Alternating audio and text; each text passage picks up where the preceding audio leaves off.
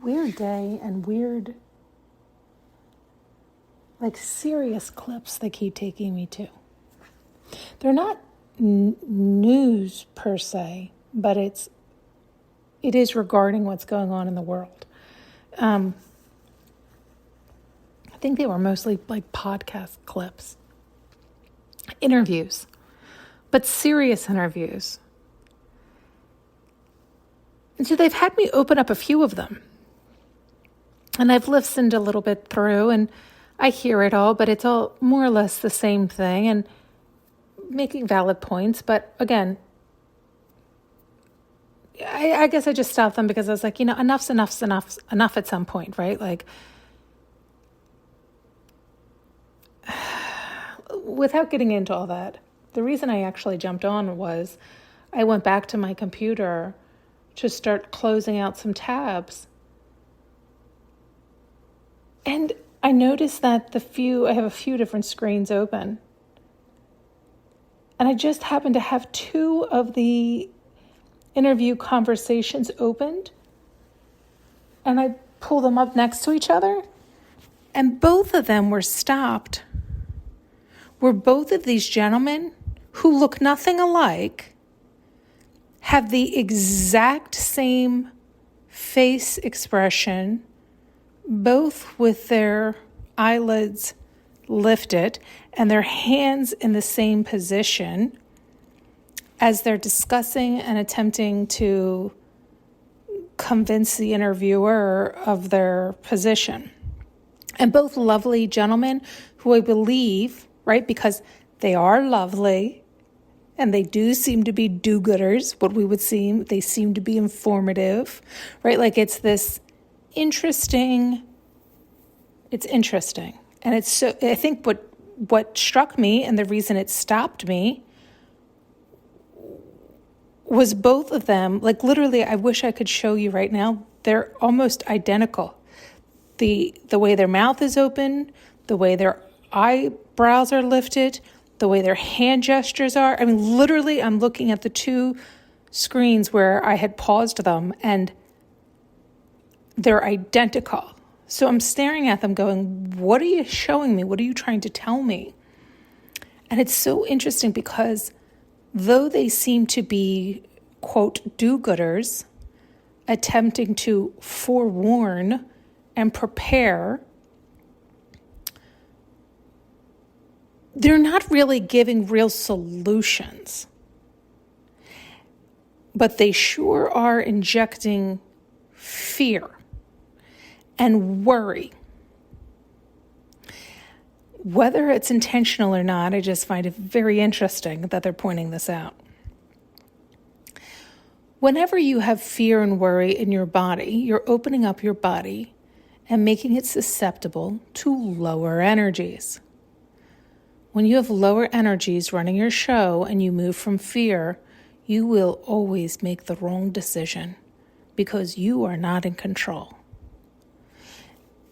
You are vibrating at a space and place and time that is calling in exactly what you do not want. You're alerting those demons, those entities, those lower energies that you're open and alive and well for business. Come on in. You have got to control your mind. You have got to make wise decisions. Yes, you do have to get aligned and make wise decisions and love yourself and be honest with yourself. Make sure you're doing what you're doing from your heart and not from your ego. I mean, I'm not saying to sit and ignore it and put your head in the sand. Not at all. But I'm saying there's a fine line here. And it does start to question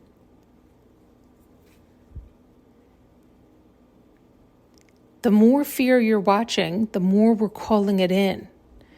Because it's also pumping up the ego. See, I told you. Well, great. You told me the thing we didn't want came true because you pulled it in to prove that you told me? You had to do all that to say I told you so? Damn, that's a big ego. That is a massive swinging ego.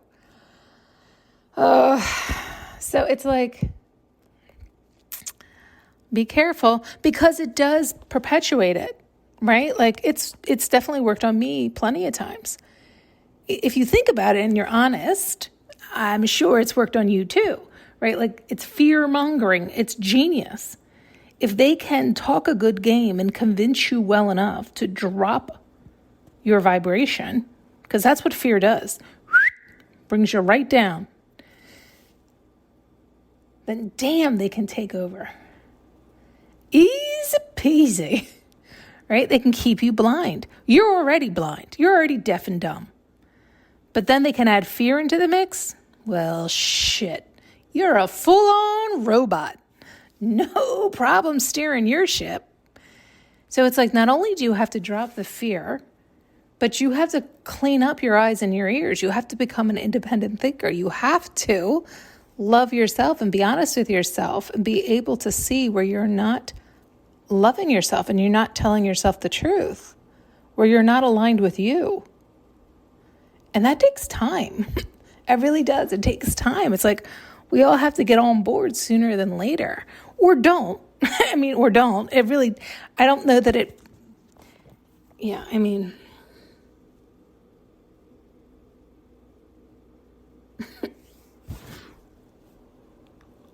it's like I don't want to fear you into doing that. Do you know what I mean? Like it's just my experience and what I'm observing and what they're showing me. It's partly comical.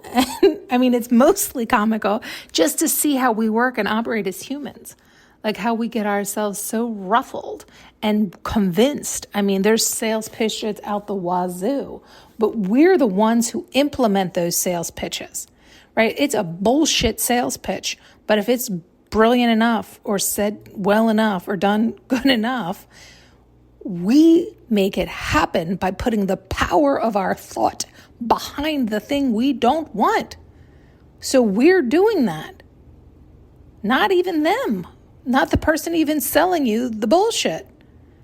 They're one person. But then they convince a mass amount, and that power of that fear calls it in. So it's genius. So you need to be your own genius. You need to love yourself, honor yourself, get in your own alignment, and don't partake in it. And you're going to want to have everybody pull you in, especially the ones who buy into the sales pitch. They're going to be so fearful, they think they're saving you. They think they're helping you. But they will drag you down into Fearville with them. And you cannot let them. You have to love yourself and get into your own alignment. And focus on what you do want and surround yourself with other people who also love themselves and know how to stay in their own alignment. To remind you to stay in your alignment. Do you know what I mean? Like it's that idea. We can perpetuate it that way too. But you have to do what's right for you. What feels good for you. And some people really are used to living in fear and having the cortisol rid their body and riddled throughout their body. And so they're familiar with it. It feels normal to them. They like that drama. They like that chaos. They live for it. So even though they might appear to you and I as horrific and horrified and running around with their heads chopped off, it's actually what they're familiar doing. And they actually are just lying to themselves when they act like they don't like it. They love it. They live for it. They look for the drama. Half the time they create the drama, right? And try to stir up more. So it's this is why it's like, let them. Let them. Everybody gets to choose. You're going to wake up when you wake up or not.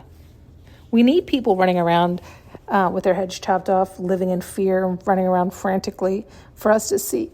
I don't want that. That looks horrific to me. I'm good. Right? It's like you're happy to turn around and go in your own lane.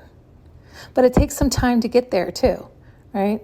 Because with everything, there's a fine line and there's a time and a place and a space. It's like knowing who and when and what to turn from and what not to. Didn't we talk about that one in a recent one? It's like we have created this world where it is challenging for people to know what's up from down, down from up. Do you know what I mean? Like it's so It's like one bad person at the airport takes advantage of 10 people. And there's a million people that go through there, but all the news that gets is on those 10 people. But then everybody now has fear in their body. Now everybody's scared to do it.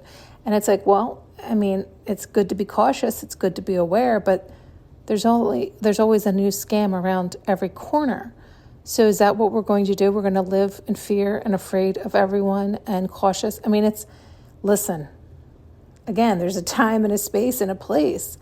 And I'm just telling you from one who has had encounters in the past 7 years that have not been pleasant, that it's no place to be, no space to be. And I worked really hard to rid that stuff from my body and my mind. So for it to come in again, fucking A. So it's like, don't let it. You guys are smarter than that. Don't, use your mind. Recognize what's going on. Don't buy into the bullshit. Yes, be cautious, but you always need to be cautious. There's always a new scam. Always a new scam. It's the idea of, woohoo, we got the bad guy. Oh, was there only one bad guy? And who made them bad? Was it just because you didn't like their agenda? Meanwhile, was their agenda to help everybody out, but it opposed your agenda, so you turned them into a bad guy? Who knows? Who knows up? Who knows down? Honestly, at this point, who knows? Even more reason, I hope you know you. I hope you love you. Do you love you? Do you know what that means? Are you able to think for yourself? Or is everything you're doing due to the fact that you were influenced to do such? It's very likely the latter.